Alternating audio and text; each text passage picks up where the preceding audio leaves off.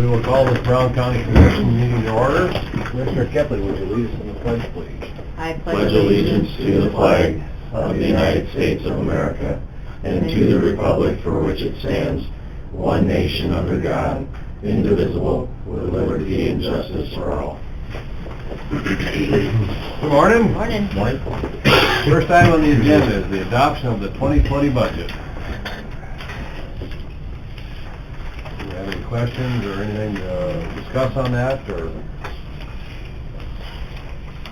One thing as we move forward, I think we need to take a serious look at, I mean, we all know we've got some serious revenue shortfalls, and one tool that they made available in Senate Bill 1 a few years ago to raise some additional revenue was they addressed the wheel tax. Right now, we put what I feel an unfair burden on every property taxpayer in the county and the state for that matter, because that's our main source of revenue. And by shifting, or not really shifting, but increasing the wheel tax, I think is an option that we should look at, because we're taking a lot of money out of our highway budget this year. And I know it'll financially impact some people, but to the average car owner, if they own one car, it'll raise their wheel tax $4 a year. So that's the average for people that have one car.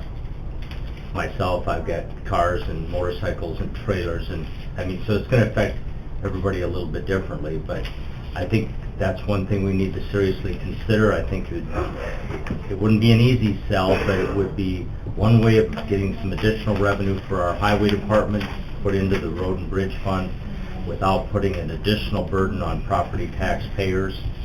And if we had to incorporate it into next year's general elections, we wouldn't have a special election cost. I'd have to look at it. I don't know if it's automatically referable, but I just feel it's something we should consider, estimate the additional revenue that it could raise for Brown County, and have that put towards the increasing the highway budget, because they're taking a serious hit this year, and that's going to come back to bite us.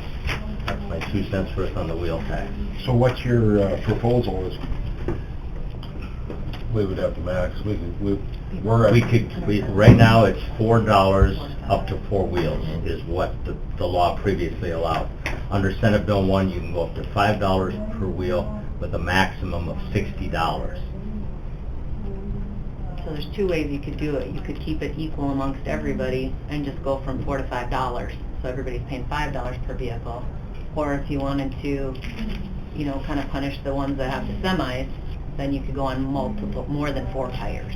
And not just the semis, the delivery trucks, you know. Construction, yeah. So yeah, it would be an additional cost for, you know, the contractors are going to pay more for their concrete trucks and gravel trucks if they have tandem axles and so on.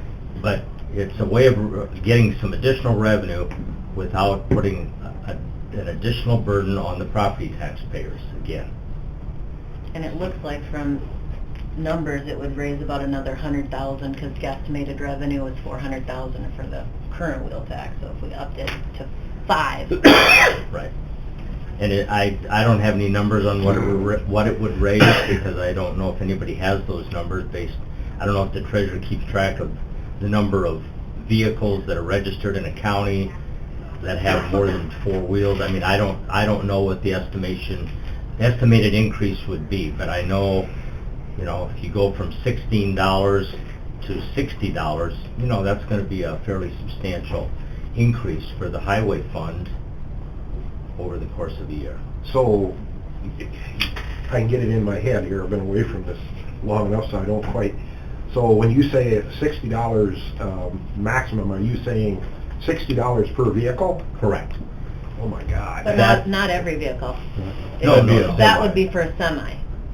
Okay. Cars with a maximum of 60. Yeah. It reads, well, you can go $5 per wheel with a maximum of $60. So on a per vehicle. Per vehicle. So right now a regular car is $16. Right. It would go to 20. Okay. Yeah. And on a semi, it would be 60. Yeah. If you went to $5, the top would be 60. Right. The cap is and the 60. top on a car would be 20. if you went to 5. Right. But you get two different factors. You can tweak the number of dollars per tire, and you can also tweak the number of tires.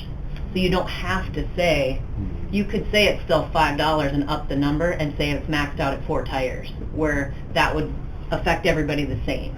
Does that make sense? So it wouldn't, your semis wouldn't be artificially higher. It would still just be the $20 for the semis, $20 for the, you know what I'm saying? So it's a couple different factors you can tweak. And my argument is, should the little old lady that drives to church on Sunday, that's what they always use an example, should her 1987 Buick pay the same as a semi? Right now she does. And that semi's doing a lot more damage going down the road than the Buick. Well, larger trucks pay per wheel right now, right? They up to 4. Right. $4, they pay the same $16 as you do on your vehicle. Yeah. So, I'm just throwing it out there for, The problem as is- another option to raise some additional money for the highway. $100,000 in the grand scheme of things is, doesn't even buy a new truck. I mean, there's a new truck in the deal for $117,000. I think it generates more revenue than that, doesn't it? Well, see, and I don't have any Depends on way how of you that. structure it. Yeah, exactly. I think we'd have to look at the numbers and see where it would end up. I mean, there's gotta be, I mean, there's some, we should be able to get within 20% of what the number's gonna be. I realize there's gonna be some discrepancy in how you figure it out, but I mean, we should be able to get relatively close to it by, Depending on which, what you enact. If you go to 5, if you go to the maximum of 12, I mean, so we have options. But it is something that was made available to us, that if we're in a real pickle financially, which I think we are, we should take a look at all of our options for getting additional highway revenue. all of our options. I believe that's the only option we have left to raise our revenue. Well, without opting out, and then if we opt out and it passes, it goes right back on the property taxpayer. Well, we got $150 million of TIF properties right here. If you read the deal, maybe we should put a moratorium on TIFs. Yeah, the county has no authority to... Well, maybe we should have our state's attorney do a little checking into that. I mean, there's $400,000 right there annually. Yeah? Well, I think it's a good suggestion to explore the options, just to see what kind of revenue, depending on which way it's structured, because there are a couple of variations. For the purposes of today's agenda, I'll move the budget.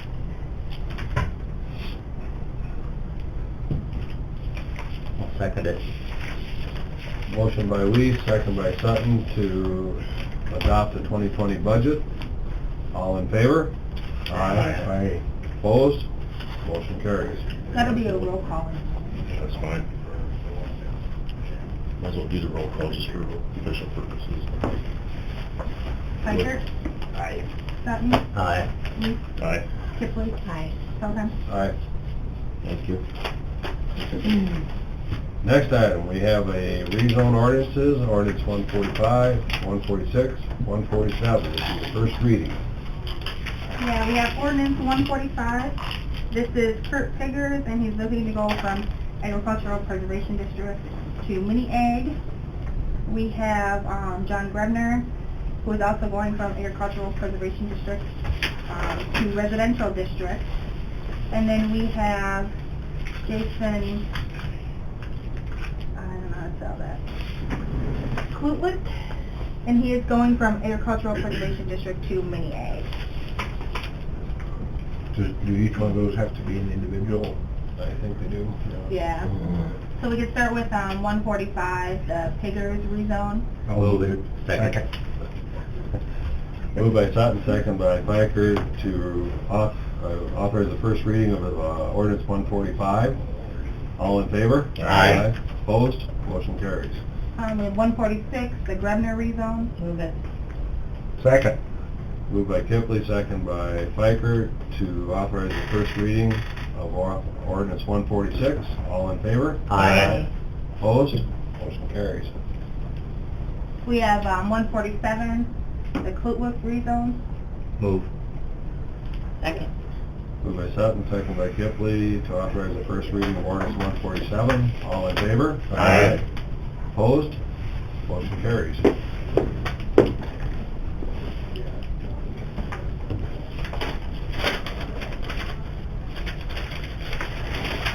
Next item. We have a public hearing on a special revenue fund. Yeah, legislative articles recommended we had a public hearing on that revenue fund for the JDAI. So essentially, any revenue that comes in for that will stay within that fund to be used for the diversion program for kids. It's not much right now, it's 100% that federal grant. Need a motion designating that any revenue that's derived from that stays in that fund? No, and we had a motion to put it into the 2020 budget, which is a public opportunity to Okay. ask on it. Okay. I think that will be good. Just kind of pertinent to that item, so I'll just say real quick, last week I spent 2 days in Albuquerque with a site visit sponsored by the Annie Casey Foundation and some grant money. 3 of us, one from the, Jen from the State's Attorney's Office, myself, and Kelsey, who is the new position in that JDI coordinator, diversion coordinator position. We're down there.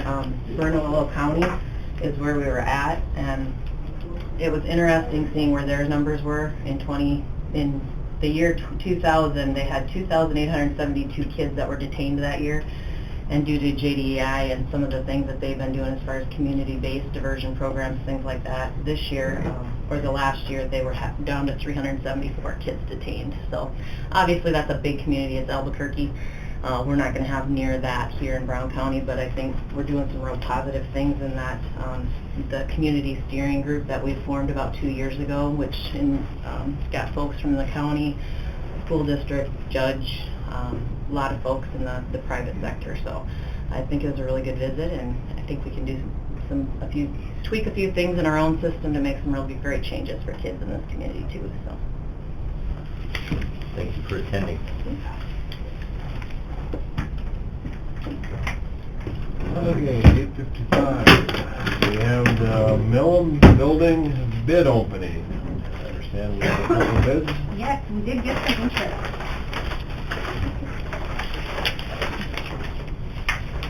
We received 2 bids by the Millen Building.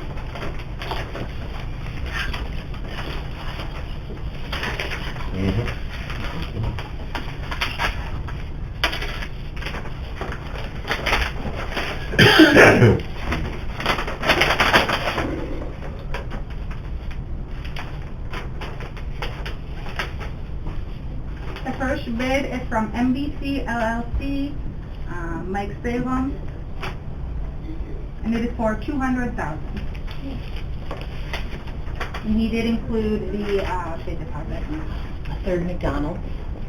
I don't know, doesn't say. You Right, excited? yeah. Start the rumor. Yes. 24 hours.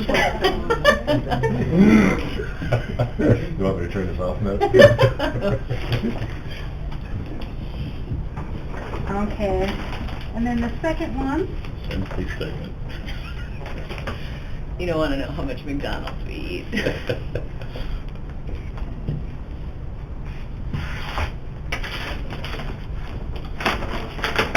there any request as far as it's just like a cover sheet.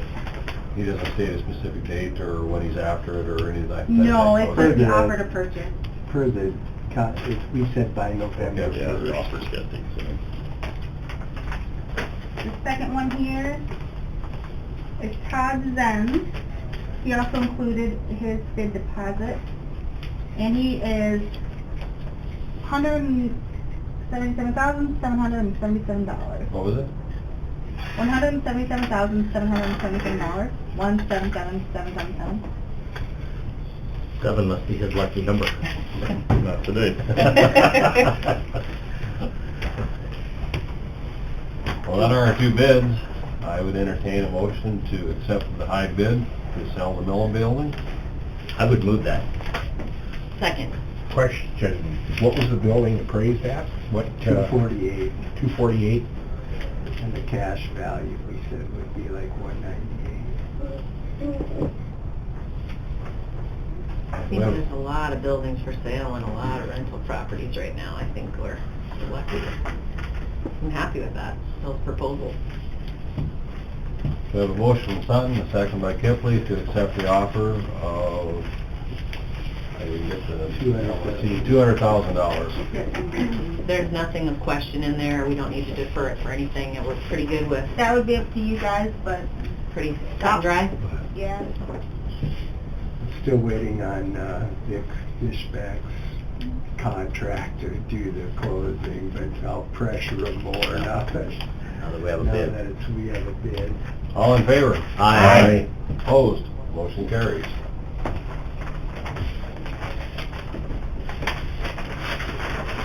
Next item, we have the racetrack contract. I understand that we're going to postpone that, work out some final details. Do you have something for us, Rob? I emailed the draft this morning.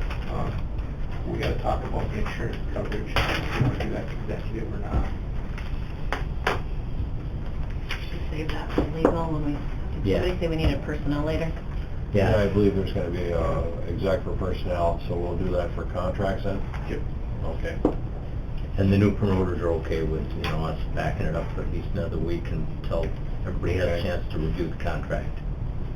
Okay.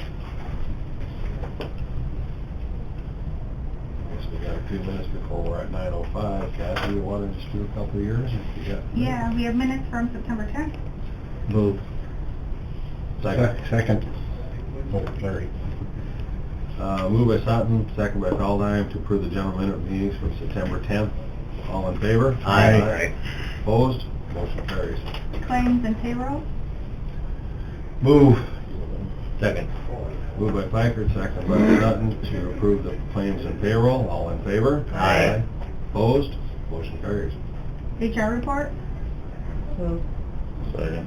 Moved by Kipley, second by Weiss to approve the HR report. All in favor? Aye. Opposed? Motion carries. Authorize advertising and set hearing date for the planning and zoning comprehensive plan. Move. Second. Moved by Sutton, second by Weiss to authorize advertising and setting a hearing date for the planning and zoning comprehensive plan. All in favor? Aye. Opposed? Motion carries. Authorize advertising and set hearing date for ordinances 148 and 149. Those are egg preservation to lakefront rezone. So moved. Second. Moved by Piker, second by Weiss to authorize advertising and set the hearing date for ordinances 148 and ordinance 149. All in favor? Aye. Opposed? Motion carries. Flats. Move. Second. Moved by Sutton, second by Weeks to approve the plats. All in favor? Aye. Opposed? Motion carries. Auditor's report of accounts. Second. Moved by Kipley, second by Sutton to approve the auditor's report of accounts. All in favor? Aye. Opposed? Motion carries. Leases. Move. Second. Moved by Sutton, second by Feldheim to approve the leases. All in favor? Aye. Opposed? Motion carries. And the last one is a claim assignment. If you want to read on it. Can we pull that and do a little research on that? Yeah, yeah. I also That would had, probably fall into exec under personnel I also. think it could, yep. So we can discuss that. I think, Or legal. Under, I sent around just for you guys to initial on the results of sending that memo. We had all expressed interest 2 weeks ago in sending a memo to the judges asking if they would reconsider the security of the courthouse, and just wanted to make sure that that's a public document that anybody can look at. Their response to our memo. you want it back? Well, if anybody wants to take a look at it, basically they just told us no, they didn't think that was sufficient. They want the security on the first floor. So if anybody wants to read that and our reasons why and what they had wrote, that. With all the bells and whistles. Yeah, exactly. Free for anybody to look at if you want to take a peek. Pass it off. And I can get you a copy if you need it. Okay, we're on 9:05. We have Annie Mitchner, jail nurse, discuss employee flu vaccine. Nurse? Is the nurse there? Oh, okay. She's not there? No, I couldn't see who she was talking to, I wasn't talking to Tanya. Did you have anything else, Kathy? No, that's all I had. Okay. I got a call yesterday afternoon from the Brown County Highway Department, starting tomorrow morning about 8 o'clock, and I did let the American News know this yesterday so that she could get it in the paper this morning, but they'll be putting up the barricades to close the bridge on Brown County 13 west of us. Tomorrow morning, that mile stretch will be detoured.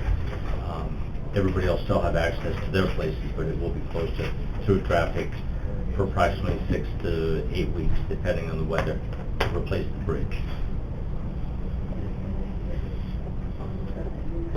That'll be a miracle if it's done in 6 to 8 weeks. Yep. Hope they don't find any Topeka shiners. You are asking for trouble. You don't have to find them, it just has to have potential habitat for. Powell Bridge has been delayed a little bit longer. I believe also they ran into another boulder. I think they were hammering through that one the other day, trying to get down to there. So, had some challenges there also.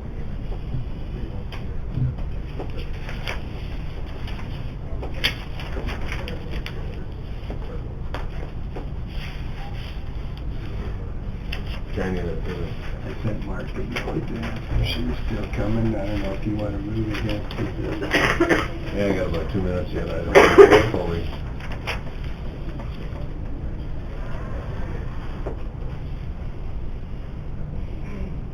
Yeah, I can grab that email. She was just asking for approval to purchase part-time employee vaccines.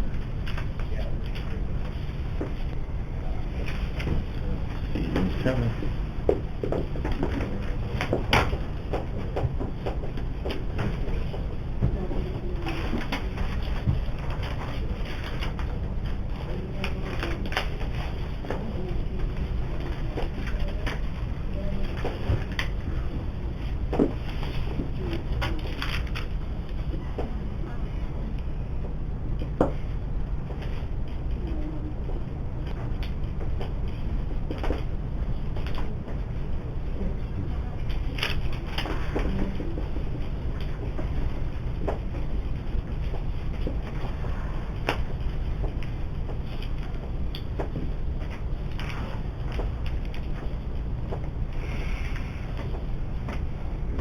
Anybody got any other words of wisdom? You're asking a lot. Well, you got a minute. Not ready yet. That didn't take long, did it? Look around the room, wisdom.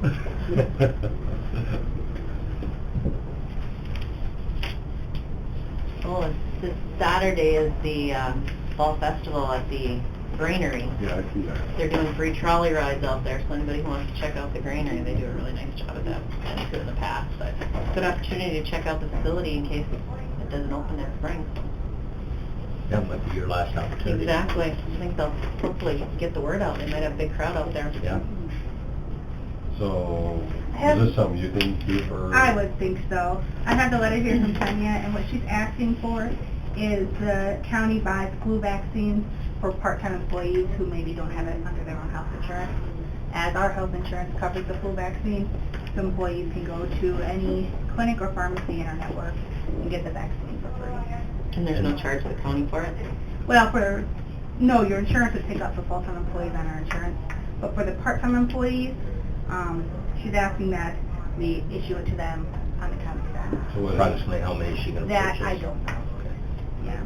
How much does it cost for us to pay for our part-time to get it?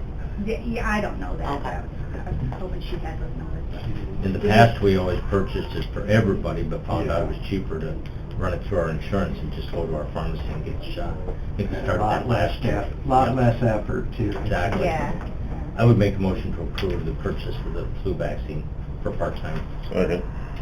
We have a motion, second by Weiss, to authorize the jail nurse to purchase the flu vaccine for the part-time employees.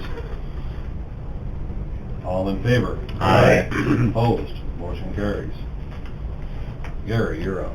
Yeah, we have four right-of-way occupancies to discuss for Dirk since he's out today. First one is for Midco, and then there's 3 for Northern Valley. The Midco one's on 12W, basically boring in section 21, 123 north, range 64 west. So basically west of 385th Avenue. Dirk was okay with all of these? Yes, he was okay with all 4. I'll move the Midco. Second. Moved by Sutton, second by Kepley to approve the right-of-way for Midco on 12 West, Yes. Section 20, Township 123 North, 21, range 64W. All in favor? Aye. Opposed? Motion carries. The second one is on County Road 9, just east of 281 to about 1,100 feet to the east. Boring also, so sections 1114, Township 125 north, range 64 west. Is that in the south To a ditch? residence to the south. Is it in the south ditch? Yes. Yeah, I'll move it. Second. Moved by Pikert, second by Weiss to approve the Northern Valley. I don't have the legal here. On Brown County 9. Yeah, right on the front section, Oh. 1114. All in favor? Aye. Opposed? Motion carries. The third one for Northern Valley is in sections 10, 11, 12, 7, and 8, Township 123 North, range 63 and 62 West. Basically plowing and boring. This is on County Road 16 and 17 by Bath and west of Bath on 17. Move it. Second. Moved by Sutton, second by Weiss to authorize Northern Valley right away on between County Road 16 and 17. All in favor? Aye. Opposed? Motion carries. And the last one for Northern Valley is in sections 22, 28, Township 123 North, range 64 West. This is boring under the road, basically on Melgard, 134th Street, County 19, for some residences there. Move it. Second? Moved by Kipley, second by Piker to approve Northern Valley on the described location. All in favor? Aye. Opposed? Motion carries. Take care of that. Next item, we have Judy Dosh, Building Superintendent, Chris Heeman, Weed Supervisor. Water at the weed shop. Too much or not enough? Morning. Take a guess. Do you have to start hauling water? Yeah. Let's do it, you know, we still don't have a working bathroom, but, we're good with that. Well, one of the concerns that we had, you know, after I broke my arm, pat myself on the back, thinking, okay, we run the meter to the back of the building, and it's gonna save us like $3-4 grand in trenching, and we realized that side of the shop's not heated, it's not insulated. We're coming in, you know, middle of April, beginning of May, and we still get some freezing, and then last year, October, we had a pretty hard freeze. We were still spraying and working in there. And, talked to a couple of the plumbers, and they said, yeah, you can, you know, if that meter freezes and busts the bottom out, then it's $500 to replace that. So I talked to Usselman about running it to the south side, just putting the meter on the south side of the shop where it's insulated and we can heat it if we have to. He said, you know, we wouldn't have to do copper. Once you put the curb stop in, you can run poly up to the meter. He said it'd be another $1,300 to get it to the heated side of the shop. So I guess what I wanted to know is if that would be okay, if we'd be able to spend the $1,300 just to give ourselves a little bit of insurance on meters, pipes freezing, things like that. If we leave it on the north end, you know, like I said, I'm worried about freezing, about the meter freezing, busting out. Plus, if that happens, then we got a mess to clean up too. You know, there's really not a lot of, you know, if the floor gets soaked, it's just a pain to clean up. I mean, there's not a lot of furniture or anything. I guess that would get wrecked back there, but... So, if the meter's on the north side of the building, Mhm. then is that where you have to fill then, or is it pump, obviously it's piped from there to the south side of the building? Right, yeah, we'd have to, you know, we plan on having the plumber come out and just run PEX all the way up to the north side, or to the south side, where we've got our faucet, our chemical shower, fill, spigot, all that good stuff. So why, was it more convenient for them to put it on the north side of the building? Is that why? Oh, 'cause that was closer to the main, so... Yeah, that's You know, we originally thought if we had to run copper all the way to the front, I mean, that was gonna be about, what did we figure, like, another $3,500 or something like that, or $4,000 to run copper. Well, we find out later, okay, we don't have to have copper running all the way to that end of the building. It just has to run from the main to the curb stop. Once we get to that point, then we can run poly. So whose budget does it come out of? Well, I've got room in mine if we have to, so I'm sure, I'm doing the first part. yeah. I think it makes sense to run it into the heated part of the shop rather than... But the heated part is only heated when they're out there. There's no heat in the winter months. So it would be just when... Yeah. Right. Is Like, there a way to and we drain don't those? know if it freezes in October and they can spray till the middle of November. That's what the catch is, you know. And if Yeah. they start like in April right away, and if we don't know what our Aprils are like, it could freeze in April, and they're out there working, that's kind of a... But they have the capability, if they put the meter up in the heated area, That's my They- point. they can leave the That's heat. what makes sense. Yeah. Right. And even then They can it's leave- insulated, but we can still, you know, over the winter, we still have to open up we shut off the main curb stop, open up the other one, everything should drain back in, and then we just winterize everything in the inside of the building, blow out all the lines and make sure that's open. That was my question. Yeah. So otherwise, we'd have to be doing that on almost a daily basis, have the city come out, shut the water off, drain everything back to the meter, just in case it freezes overnight. Whereas now, all we gotta do is just open up a couple of spigots, shut the water off, you know, just shut it off at the meter, open the faucet, and so if anything does get cold and freeze on the north end of the shop, you know, it's not gonna bust any pipes or anything like that. So then basically, if you get into November, December, everything is drained back, the heat is shut off, and Yep, it's shut down for the winter. right. they've never had a meter before, so that's what Yeah, right. That's a hard number, that $1,300 and some dollars. Yeah, That's it's, what he said it's gonna be, yep. you know, extra. Do it.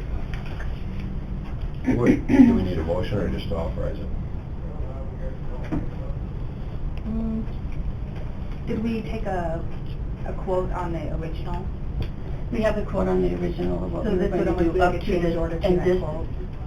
and this is just to go a little bit farther, so I don't know how you want to... Yeah, let's just do a motion to change the quote. I'll move it. Okay. Second. Moved by Fikert, second by Sutton, to authorize a change in bringing the water in to the lead shop for approximately around $1,300.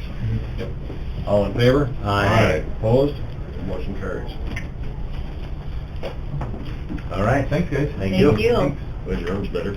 Yeah, thanks. Yeah, it healed up pretty quick. Little humble pie fixed it right up. Yeah, it's all right. Have a good day. Thank you. Thanks, Chris. That takes care of our agenda items. Anything else to come up for agenda? Yeah, so you guys had me look at that taxi house, the one we have on 7th, to see if we have any upcoming taxis. We do have a few coming up in January, so the question is, do you want to sell that one on 7th here by the end of October, or do you want to wait and just sell them all next year? What's the address on that one? 324 South 7th Street. I would think you'd want to get rid of it as soon as possible. We get people that keep breaking in, like... Well, you got snow removal, we're responsible for Snow removal, mowing the lawns. Sooner we can get rid of it, I think the better off we are. Yeah, I think move it to... Do you want to notice advertising, and we can go ahead and start that? Yep. I'll put that on for next week. Okay.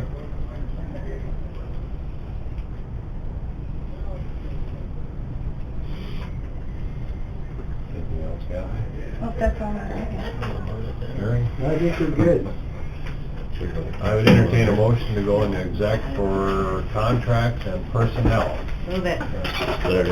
Moved by Kipling, second by Weiss, to go into exec for personnel and contracts. All in favor? Aye. Opposed? We are in exec. We are out of exec, and Just had to make a motion, we pull that claim assignment for now. Sorry. And as a result, we have a motion by Kipling, second by Weiss, to pull a claim assignment. All in favor? Aye. Opposed? Motion carries. Anything else to come before the commission? Congratulations to Commissioner Kipley, the new second vice president of the South Dakota Association of County Commissioners. First time in history that the president, first vice president, second vice president, and treasurer are all females, so good luck, Nice. Bob. Good luck, Bob. I appreciate you standing up when I couldn't be there, so thank you. Yep, congratulations. How's the campaign go? I guess I learned if you leave, you do better, so don't be there. They did have a nomination from the floor, and Rachel was victorious in the election, so it wasn't just a railroad job, it actually had an election. I'd move adjournment. Larry.